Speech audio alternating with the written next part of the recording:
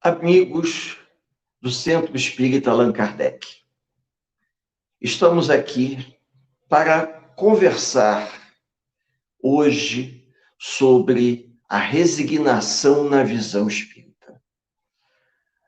Eu preferi utilizar esse termo, resignação na visão espírita, porque muitas pessoas costumam dizer que o espírita tem um nível de aceitação diferente das outras pessoas.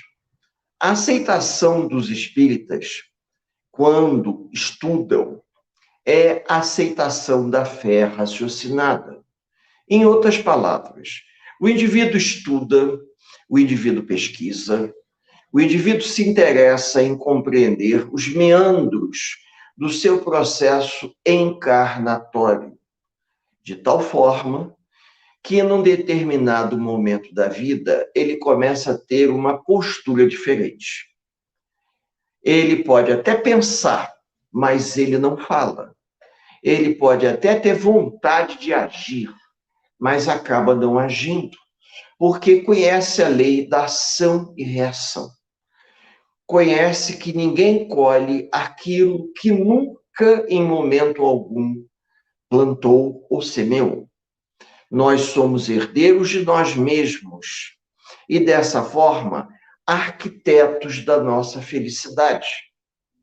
Todas essas colocações procuram encaminhar o indivíduo que tem interesse em aprender, tem interesse em conhecer um pouco mais a doutrina espírita, em se aprofundar, em enveredar no caminho do espiritismo, conhecendo a codificação espírita e entendendo que não é meramente uma questão de aceitação.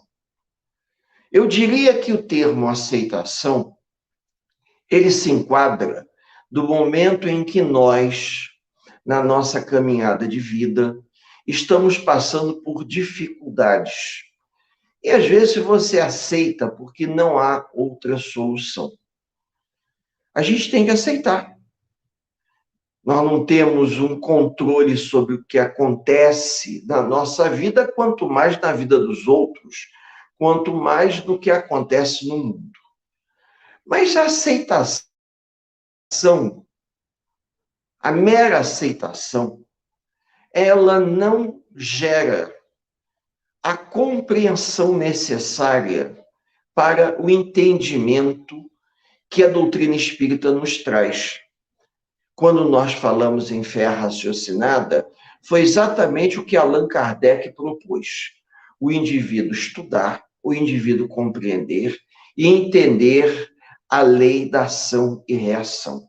Eu volto a tocar nesse ponto, porque quando o espírita, frequentador da casa espírita, estudioso, aquele indivíduo que tem uma visão mais expandida, uma compreensão mais expandida da realidade, ele até sofre. Não vou dizer a vocês que não sofra pelos acontecimentos, pelas perdas, pelas atitudes equivocadas das pessoas, porque ele para e reflete e descobre que ele também tem atitudes equivocadas.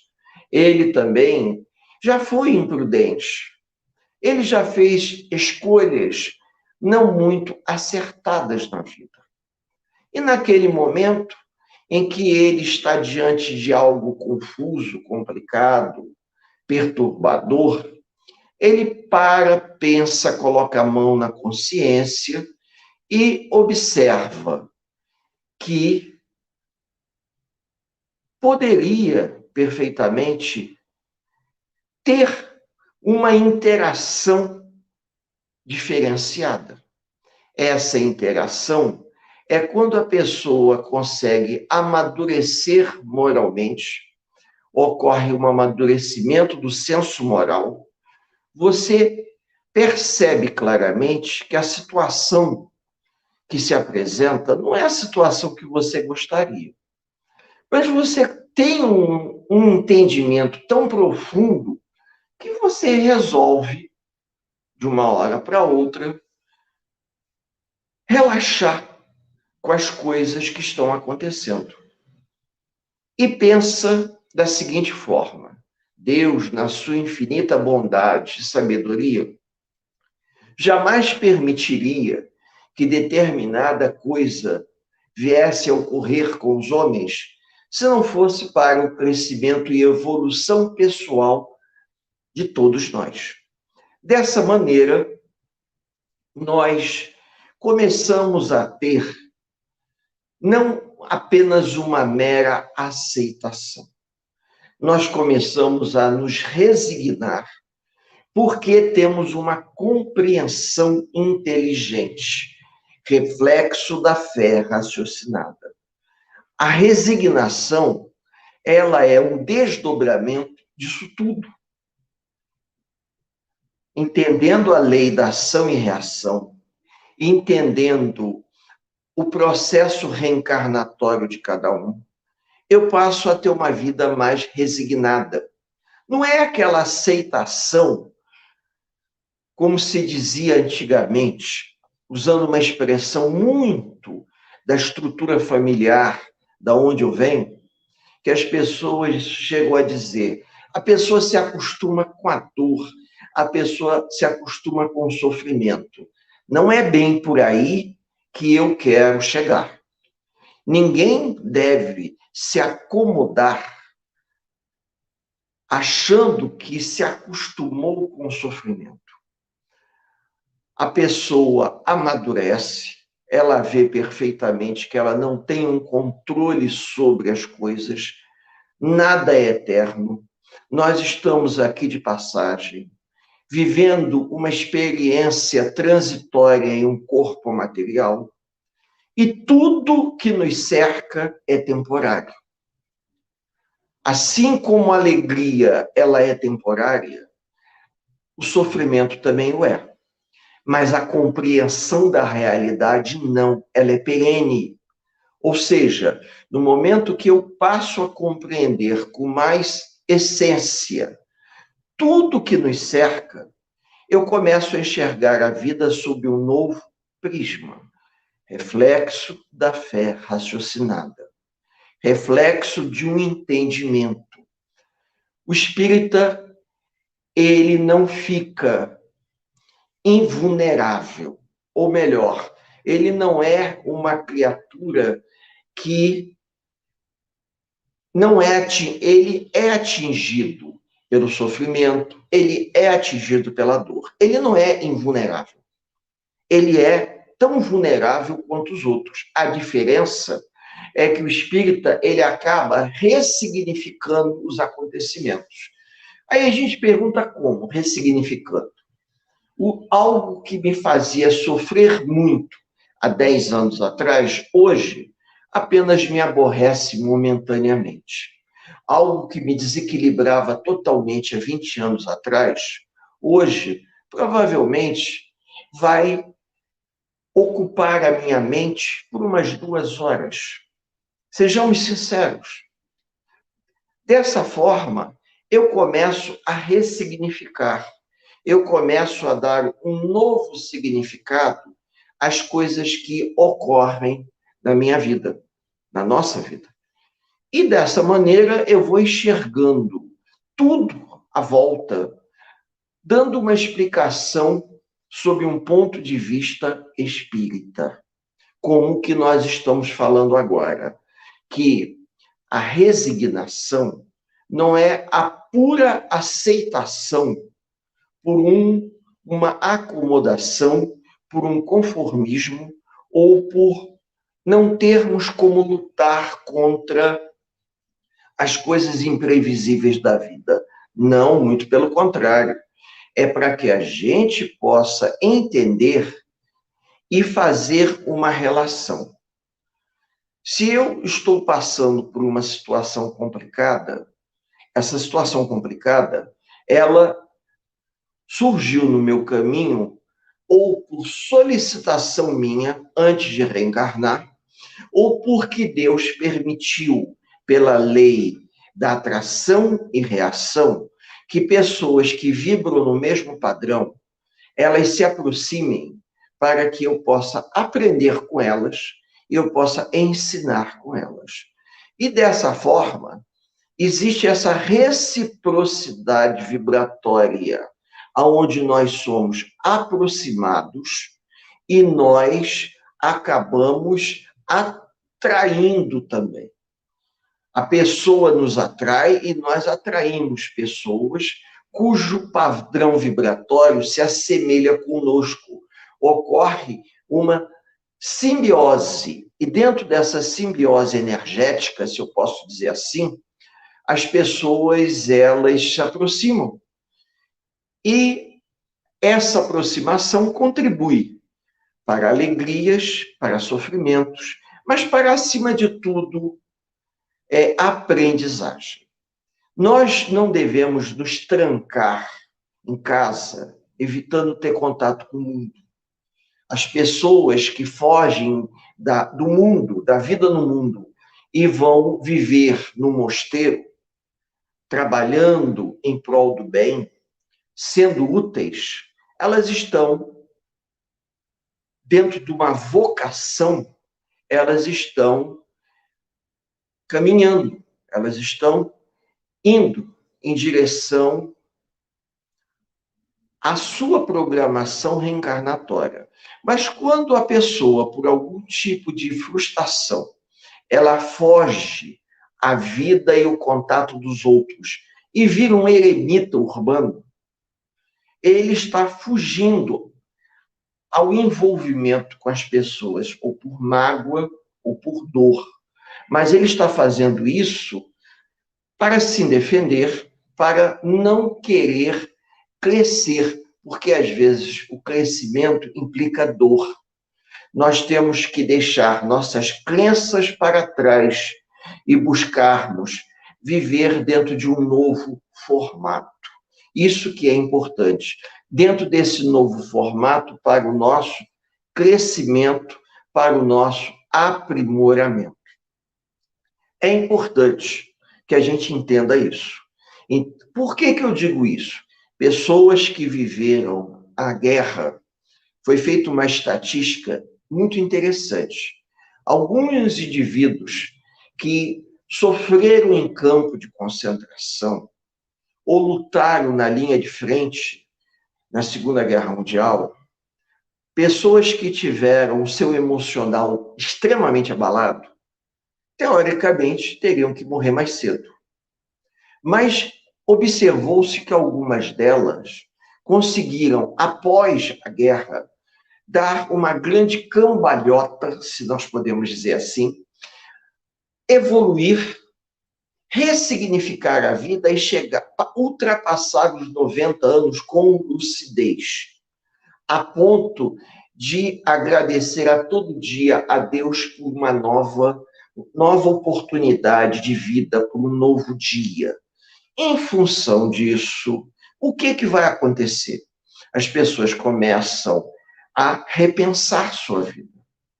E quando na casa espírita nós falamos em resignação, nós não estamos falando das pessoas em sofrimento que buscam o esclarecimento, lerem o Evangelho, estudarem o Livro dos Espíritos, abaixarem a cabeça e aceitarem tudo que está à sua volta, a sua família, o seu ambiente de trabalho, os seus entes queridos, sem nenhum questionamento. Eu acho que o questionamento é válido, a gente deve se questionar.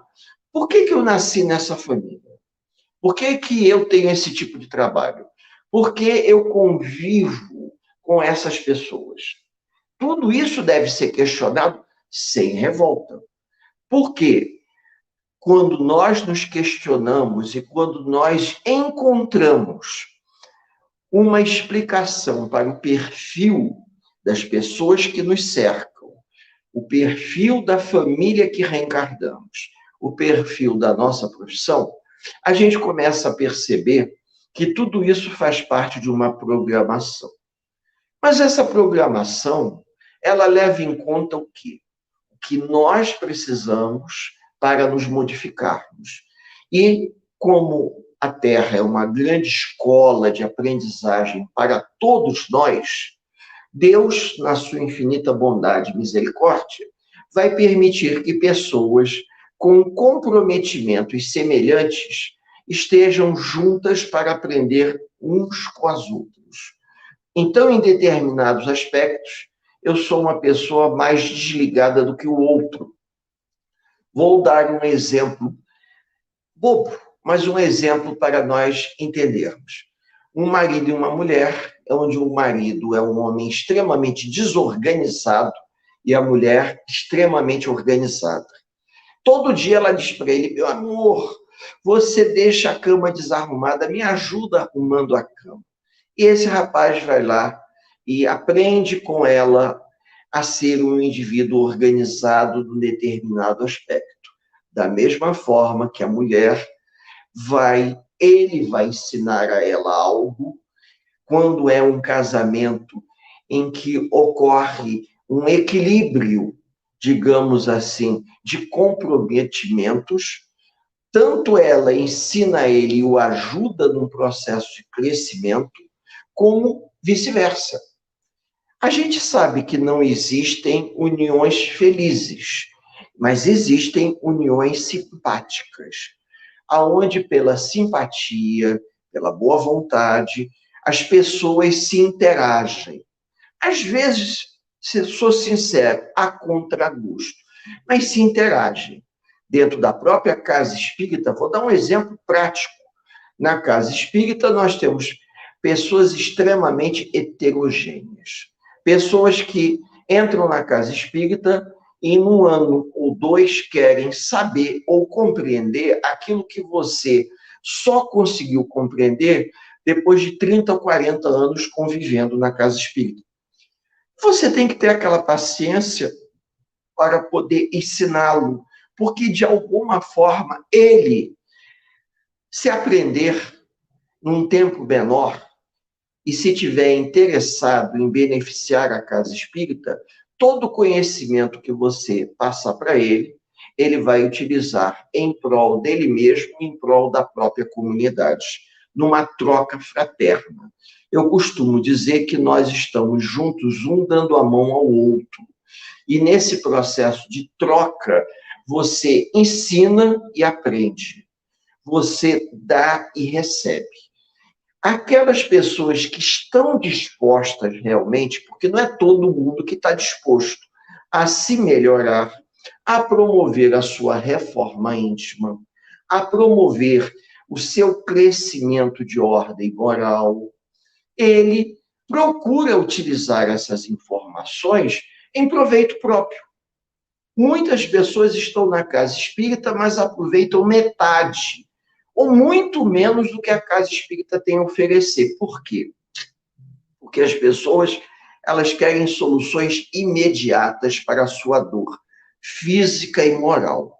Elas não querem compreender que o sofrimento, muitas das vezes, é um reflexo das nossas crenças. Nós acreditamos, digamos assim, nós reencarnamos trazendo comportamentos atávicos. E esses comportamentos atávicos, ou formatados de outras vidas, eles nos levam a comportamentos repetitivos. Alguns comportamentos são bons, são as nossas boas inclinações, nossa boa índole, mas nem todos. Então, dessa forma, o que acontece? Se nós temos uma propensão, eu acho que a palavra é essa, para determinadas coisas que nos levam a adoecer, a gente precisa compreender o porquê que isso acontece. E a gente precisa vestir a carapuça, como se diz, quando a gente percebe que nós somos os causadores do nosso sofrimento. Aí entra a resignação. Como assim? A resignação é o desdobramento do entendimento, da compreensão, quando nós internalizamos o conhecimento. Algumas pessoas, elas tem dificuldade em entender isso. O que quer dizer internalizar o conhecimento?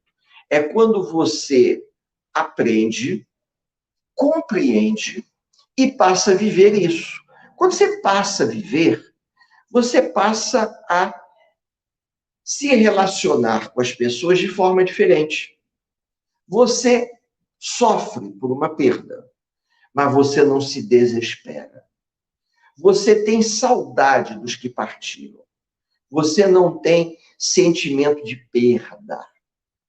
Você, como todos do planeta Terra, se sentem inseguros com o dia de amanhã, mas sabem que, por intermédio da prece, da fé raciocinada, os benfeitores espirituais vão estar sempre ao nosso lado, nos amparando, nos socorrendo, nos orientando. Há momentos que nós não exercemos tudo aquilo que a gente aprende na casa espírita. Não fazemos a prece diária, não fazemos o culto evangélico no lar, porque a gente deseja uma coisa mais imediata. A gente acha que a prece, do jeito que ela é sugerida, assim como o evangelho no lar, ele gera um conformismo.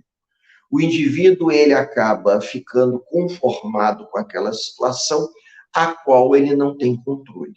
Já quando nós procuramos ressignificar tudo isso, a gente tem uma postura completamente diferente. Por quê? A resignação, ela é reflexo disso. Perdemos um amigo.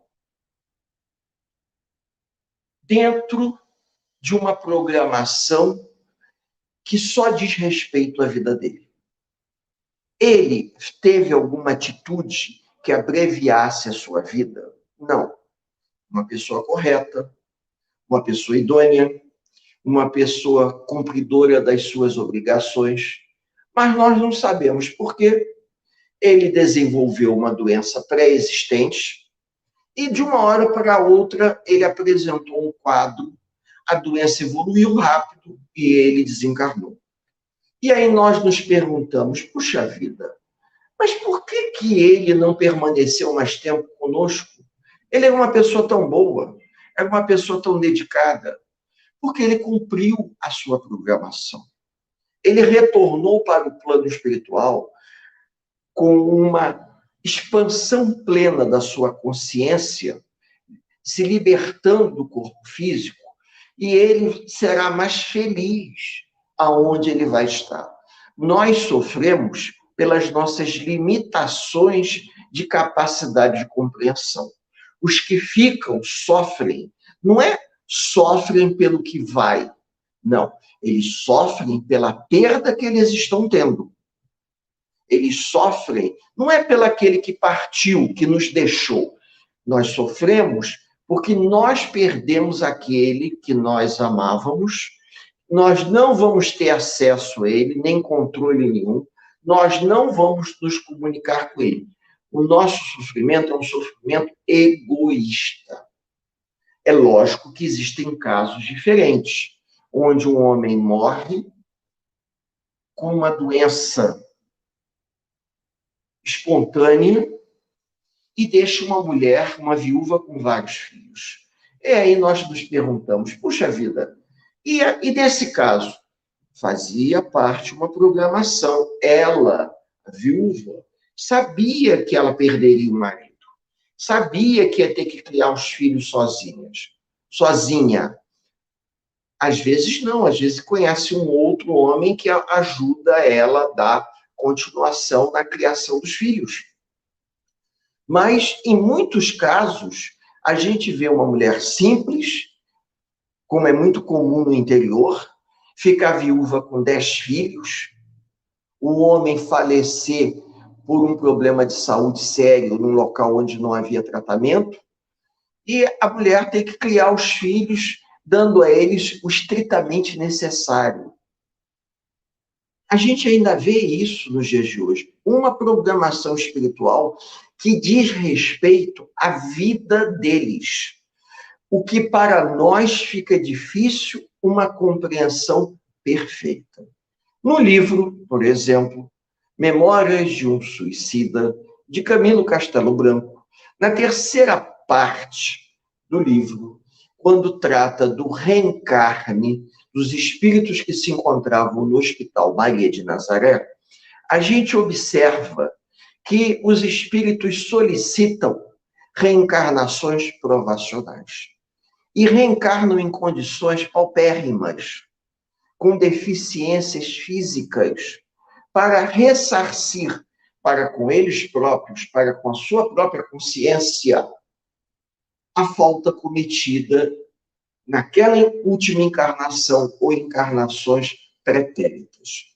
Quando nós ressignificamos a nossa encarnação através do estudo, rompendo com o atavismo, formas de pensamento engessadas de um passado distante que ainda carregamos, formas de pensamento formatadas, a gente vai rompendo com isso e vai vendo que cada um traz dentro do seu prontuário reencarnatório uma prescrição médica espiritual específica. Cada caso é um caso.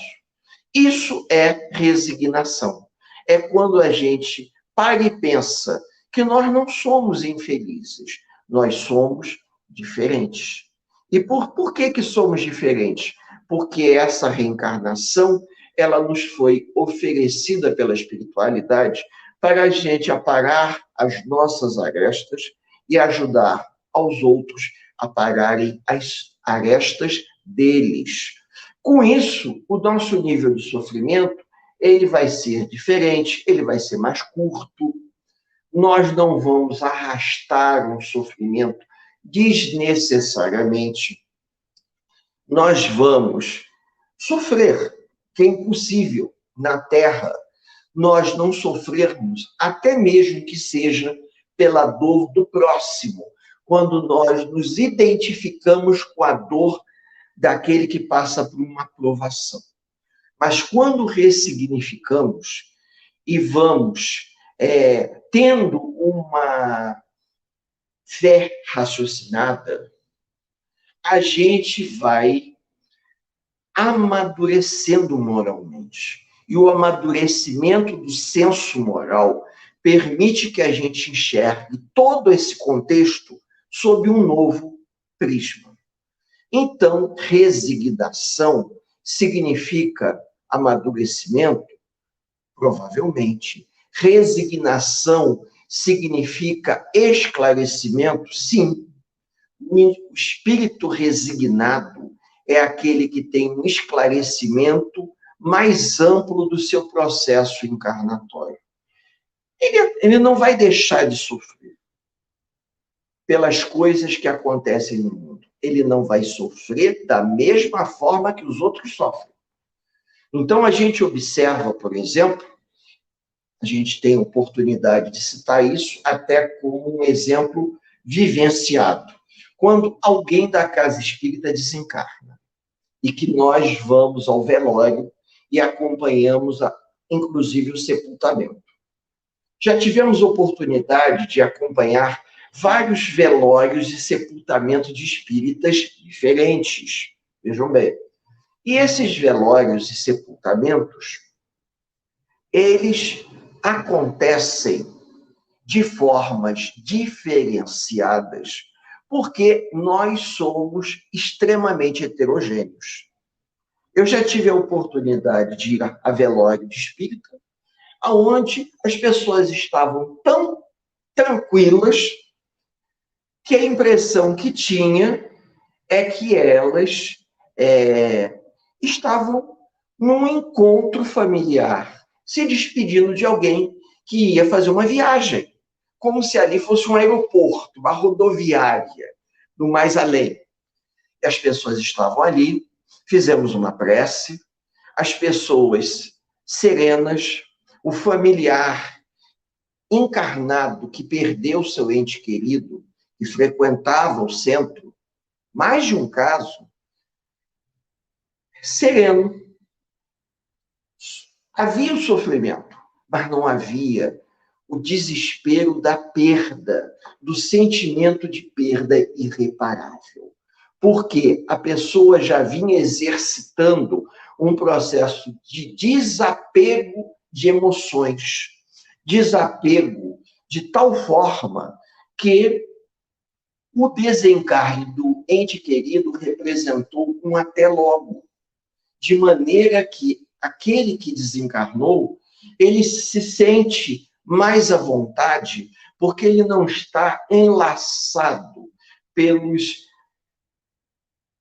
pensamentos materializados dos que ficaram.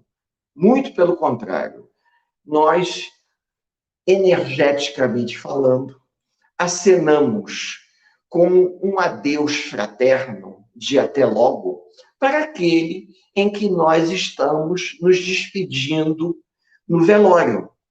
E a gente sente uma serenidade muito grande. É lógico que a pessoa que perdeu o seu familiar de forma abrupta ou de uma forma arrastada num sofrimento, mas que tem uma visão espírita ou espiritualizada, uma visão holística, ela tem um comportamento. Ela já deu um passo em direção à resignação, enquanto alguns já têm uma visão expandida do verdadeiro sentido da resignação. A prova é para todos nós. Nós só deixaremos esse cárcere quando for pago o último centil, como dizia Jesus. E o grande juiz vai nos liberar para que a gente se liberte. E se esse processo de libertação ele se deu de uma forma normal, organizada, se nós não antecipamos pelo abuso e mau uso do livre-arbítrio das nossas atitudes, as coisas vão se desligando naturalmente. E esse processo de irem se desligando naturalmente são muito positivas para aquele que parte e para aqueles que ficam. Os que ficam se sentem conformados porque aquele que foi cumpriu sua missão. Quando nós reencarnamos, nós trazemos no nosso prontuário reencarnatório uma série de coisas, falando assim um português mais didático, a serem cumpridas. É lógico que, por mais que o indivíduo seja evangelizado e se dedique à casa e à causa espírita, ele não consegue cumprir 100%. Completistas são raríssimos, raríssimos. Por exemplo, o Centro Espírita Lar de Teresa, em Copacabana, completou, dia 23 de setembro, 71 anos de fundação. E sua fundadora, com 100 anos, ainda se encontra encarnada, lúcida. E nesse caso, em particular, Dona Brunilde, que é uma das... Acredito que ela não fundou sozinha, mas com outras pessoas, mas é a fundadora encarnada, ela é um completista. Nesse caso, é. E tantos outros que a gente encontra, indivíduos que reencarnaram e cumpriram uma missão, estão concluindo o cumprimento dessa missão. O Centro Espírita, por exemplo, Eurípides Barçanufo, na Taquara, onde nós temos um grande conhecido chamado Gilberto Bordalo, tá? Que é fundador do centro, fundou o centro junto com seu irmão Gilson Bordalo, que nós tivemos o prazer e a honra de conhecer enquanto encarnado. Eles também são, podemos considerar, completistas, porque eles trouxeram uma programação e cumpriram essa programação. Agora, os indivíduos medianos, que seríamos nós, vamos cumprindo de acordo com as nossas possibilidades. Então, se a gente conseguir um saldo positivo, já estamos no lucro. E, como ainda, diz André Luiz, estamos a caminho da luz, é tempo, ainda estamos em tempo hábil de aprender, estamos em tempo hábil de trocar, estamos em tempo hábil de promover o nosso crescimento através de um estudo sistematizado, através da prática do amor ao próximo, através de um movimento de desprendimento dos valores materiais e do apego excessivo às paixões terrenas, que não é uma tarefa fácil, sejamos sinceros. Isso tudo é reflexo do estudo que a codificação espírita nos traz, promovendo a fé raciocinada, tendo a compreensão e não mera aceitação. A compreensão, para que essa compreensão ela se desdobre, nos permitindo ter uma resignação. Essa é a interpretação que nós podemos dar, que o Evangelho segundo o Espiritismo e o Livro dos Espíritos nos facilitam a aprendizagem, com outras obras secundárias de Chico Xavier, que orienta os espíritas à prática do bem e à prática do amor ao próximo. Como, por exemplo, o livro Emmanuel, como o livro Boa Nova, e tantos outros livros que vão nos reeducando para nós modificarmos o tipo de emoção que nutríamos, conduzindo a nossa vida a um novo contexto, a uma nova realidade. Amigos do Allan Kardec, espero que essas breves palavras produzam uma reflexão nos amigos. O objetivo não é promover uma palestra, porque estamos longe disso, mas um bate-papo amigo, um estudo sincero, transparente, para que as pessoas que tenham a oportunidade de ouvir esse nosso breve e singelo estudo, aproveitem para repensarem a sua vida, repensarem seus valores, suas crenças e aproveitarem a oportunidade que o SEAC, além das reuniões públicas, além desse vídeo que coloca aos domingos pela manhã, para aqueles que desejarem assistir a esse encontro, nós também temos no SEAC a revista O Caminho, uma revista online muito interessante e que vale a pena vocês lerem e consultarem. Eu desejo aos amigos um dia de paz, um dia de luz, um dia de muita serenidade. E convido a todos que estejam nos escutando, encarnados e desencarnados, a elevarmos o nosso pensamento a Deus, nosso Pai, para que nesse momento, em sintonia, nos ligarmos aos trabalhadores do mundo invisível, do Centro Espírita Allan Kardec, fazendo uma prece, uma breve prece de agradecimento pela oportunidade fraterna de estarmos aqui, conversando, estudando, refletindo, batendo um papo amigo, tentando criar um canal de sintonia com o mundo espiritual, para que nesse canal de sintonia pensamentos positivos nos venham, nos socorrer, nos amparar, nos esclarecer para nos libertarmos das amarras que nós mesmos criamos por ignorância. Que Jesus, nosso amado Mestre, possa abençoar a todos que aqui se encontram, nos dois planos da vida, por hoje, por agora e por todo sempre. Eu desejo aos amigos um bom dia. Que assim seja.